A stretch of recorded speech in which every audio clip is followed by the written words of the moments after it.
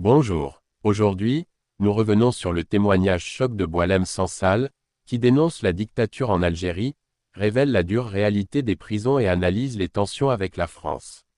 Le lendemain de la publication du sévère jugement en appel contre le journaliste français Christophe Glay, qui a été condamné à 7 ans de prison en Algérie, l'écrivain franco-algérien Boualem Sansal est revenu sur le devant de la scène médiatique via la radio RTL pour offrir l'une des lectures les plus incisives et complètes de la nature du système politique algérien et de sa relation conflictuelle avec la France.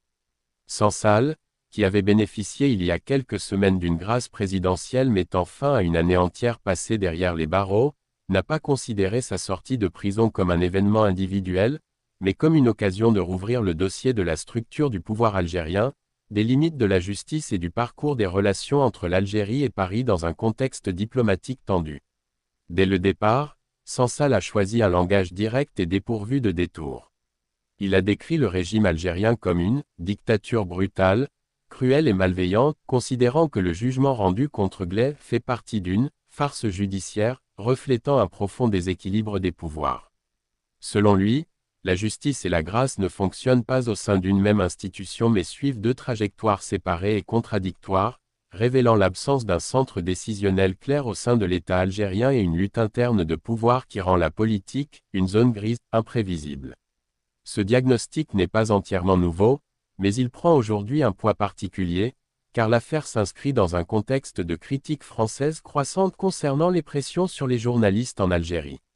Cependant, Sansal ne se limite pas à la question des libertés, il relie la crise interne au cadre plus large des relations bilatérales.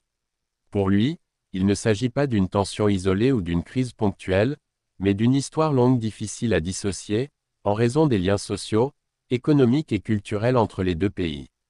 Il rappelle la présence de 6 millions d'Algériens vivant en France, soulignant que l'ignorer transforme tout affrontement politique entre les deux pays en un nouveau déchirement sur une blessure qui n'a pas cicatrisé.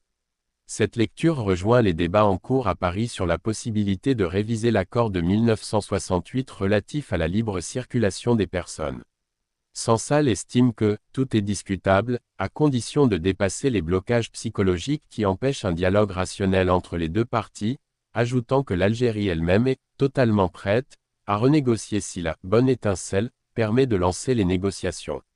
Le passage le plus dur dans le récit de Sansal concerne la description de la réalité des prisons algériennes.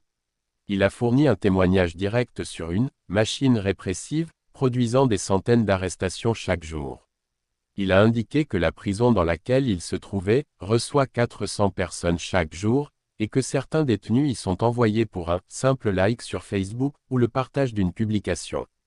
Selon lui, cette image reflète une logique sécuritaire stricte après la fin du Irak de 2019, avec une utilisation détournée des lois antiterroristes pour criminaliser l'expression numérique et les manifestations pacifiques, ce que confirment plusieurs organisations de défense des droits humains.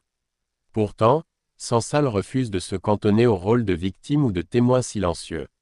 Il affirme avoir conseillé à plusieurs reprises de ne pas parler pour se protéger, mais considère que le silence est une humiliation, et que résister à l'excès de pouvoir est un devoir moral.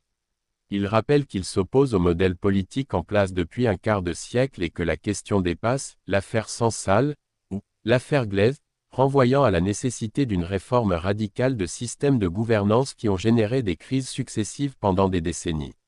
Sur le plan personnel, Sansal ne cache pas que son lien affectif avec son pays natal perdure. L'Algérie est mon pays de cœur, dit-il, tout en reconnaissant que revenir semble presque impossible pour le moment, surtout après avoir découvert la suspension de son passeport. Néanmoins, il insiste, « Je reviendrai. Je suis algérien, j'entrerai avec mon passeport, et qu'ils fassent ce qu'ils veulent. » Cependant, il reporte ce geste jusqu'à ce que la situation se calme, affirmant qu'un retour immédiat serait une provocation inutile. Il lie ce retour à la réalisation de deux conditions, la libération de Christophe Glay et la reconnaissance par les autorités de la nécessité de mettre fin aux arrestations en série. Dans ce témoignage complexe, se mêlent politique et justice, mémoire et identité, relations avec la France et enjeux internes. À travers lui, le paysage algérien, tel que le perçoit Sansal, apparaît marqué par de profondes tensions entre le pouvoir et la société, Entre l'histoire coloniale et les nécessités du présent, entre une structure étatique multicentre et le désir d'une société de progresser vers un cadre politique plus clair. C'est un moment test pour les relations algéro-français, mais aussi une mise à nu d'une réalité interne qui se ferme de plus en plus à mesure que se rétrécit l'espace de liberté d'expression. Merci d'avoir regardé la vidéo. Votre soutien compte énormément. N'oubliez pas de liker et de vous abonner pour ne rien manquer.